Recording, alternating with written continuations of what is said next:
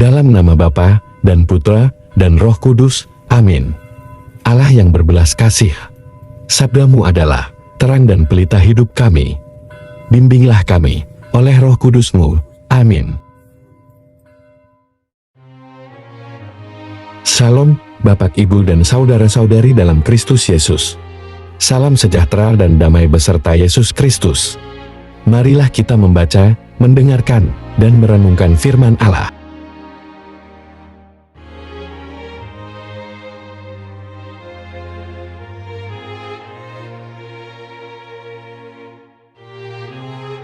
Bacaan pertama. Bacaan dari kitab Rut.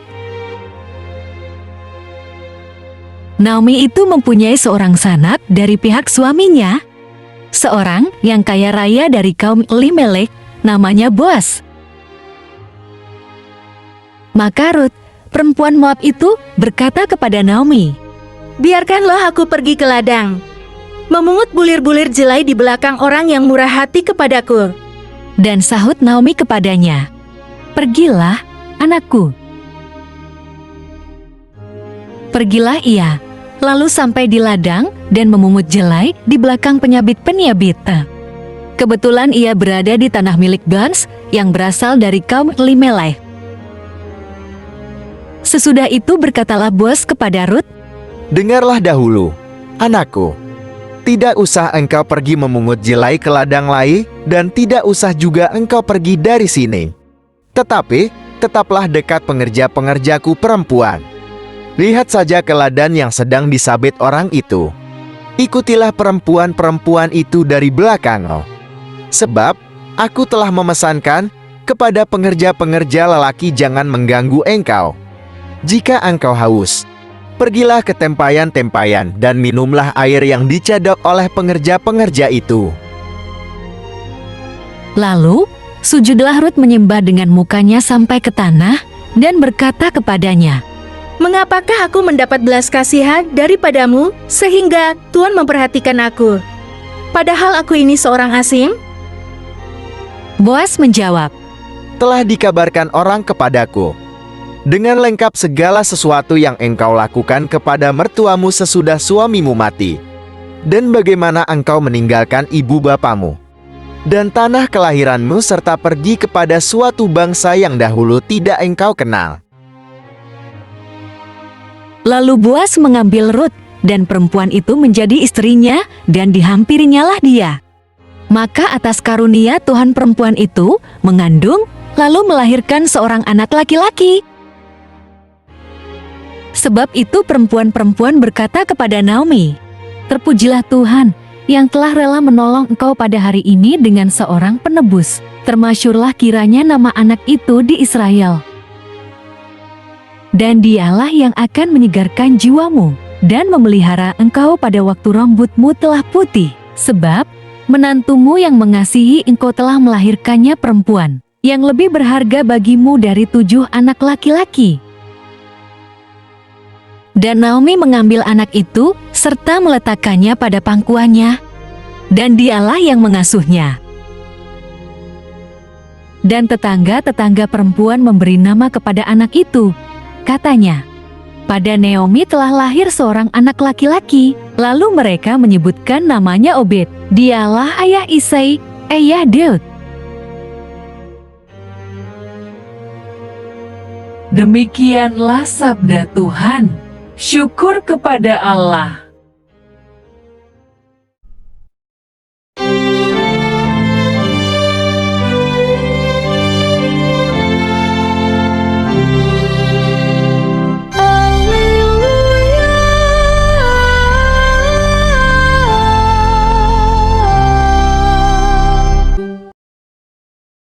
Bapamu hanya satu, dialah yang ada di surga. Pemimpinmu hanya satu, yaitu Kristus.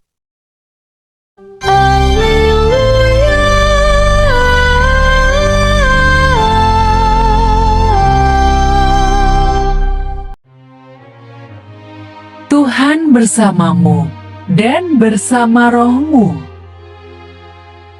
Inilah Injil suci menurut Matius.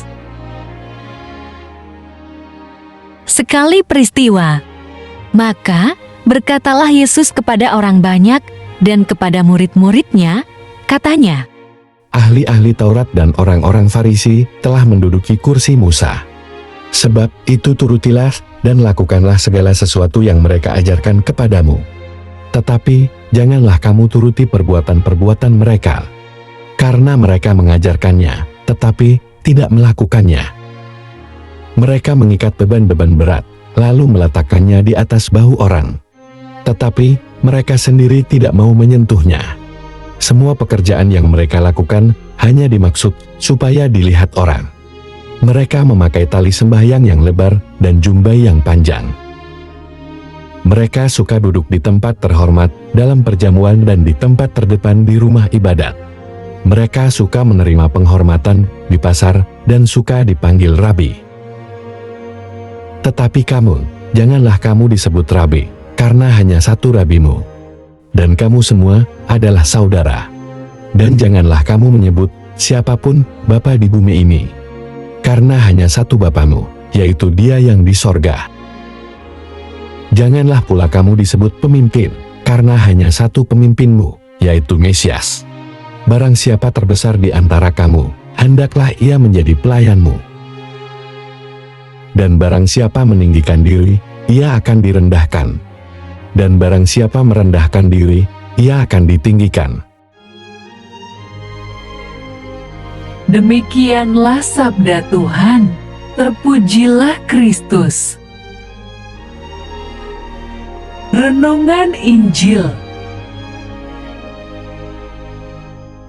Bapak, Ibu, dan saudara-saudari dalam Kristus Yesus, langkah awal mengenal Tuhan adalah kita harus mendengarkan perkataannya atau sabdanya yang difirmankan dalam tulisan-tulisan di kitab suci. 2 Timotius pasal 3 ayat 16. Segala tulisan yang diilhamkan Allah memang bermanfaat untuk mengajar, untuk menyatakan kesalahan, untuk memperbaiki kelakuan, dan untuk mendidik orang dalam kebenaran. Mendengarkan Tuhan juga bisa di dalam roh, sebab Tuhan adalah roh, sehingga roh kita diperkenankan bertemu dengan roh Tuhan, hadirat Tuhan.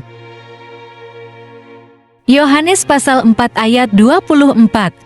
Allah itu roh, dan barang siapa menyembah Dia harus menyembahnya dalam roh dan kebenaran. Ahli Taurat, orang Farisi mendengarkan pengajaran hukum Taurat sebatas hanya pengetahuan rohani saja. Satu sisi ada baiknya, Yesus menasihati kita agar belajar dari pengetahuan mereka memahami hukum Taurat, tetapi jangan turuti perbuatannya. Matius pasal 23 ayat 3. Sebab itu, turutilah dan lakukanlah segala sesuatu yang mereka ajarkan kepadamu.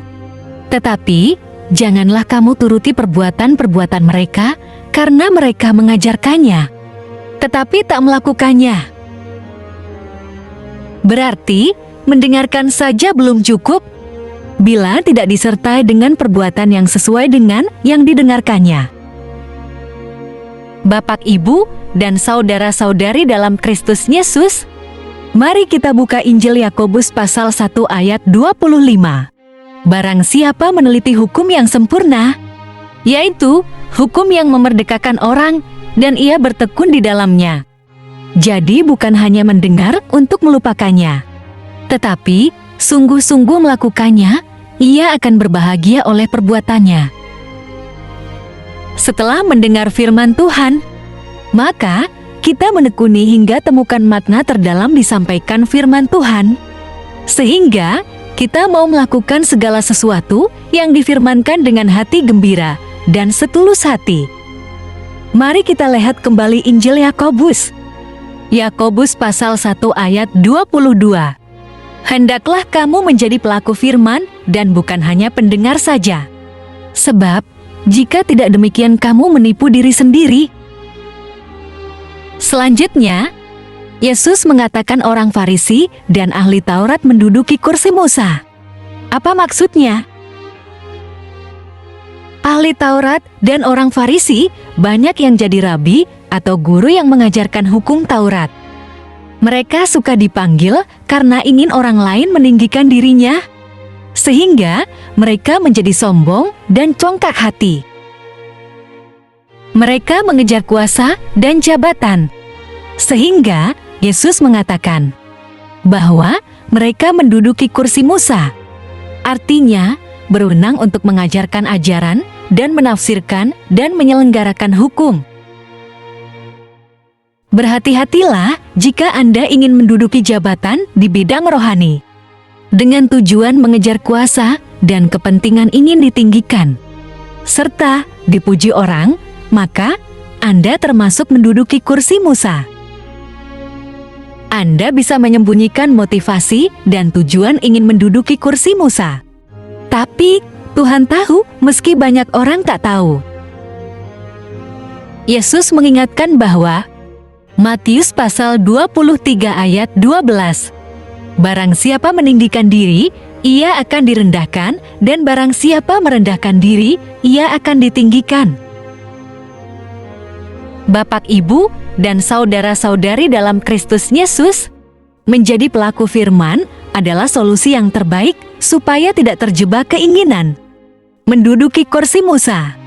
Sebab kita telah menekuni firman Tuhan sehingga tahu mana yang Tuhan kehendaki, dan kita mau menuruti firman Tuhan. Marilah berdoa. Allah Bapa, sumber pengharapan, Engkau telah mengikat perjanjian dengan semua orang melalui Yesus yang terurapi. Semoga kami selalu berpegang teguh pada Dia dan berkembang menjadi umat yang patuh setia. Dengan pengantaraan Yesus Kristus, Putra-Mu, Tuhan kami yang bersama Dikau dalam persatuan Roh Kudus, hidup dan berkuasa Allah sepanjang segala masa. Dalam nama Bapa, Putra, dan Roh Kudus. Amin. Terima kasih sudah mendengarkan dan merenungkan firman Allah. Jangan lupa subscribe dan jangan lupa juga aktifkan loncengnya. Terima kasih, Tuhan Yesus memberkati.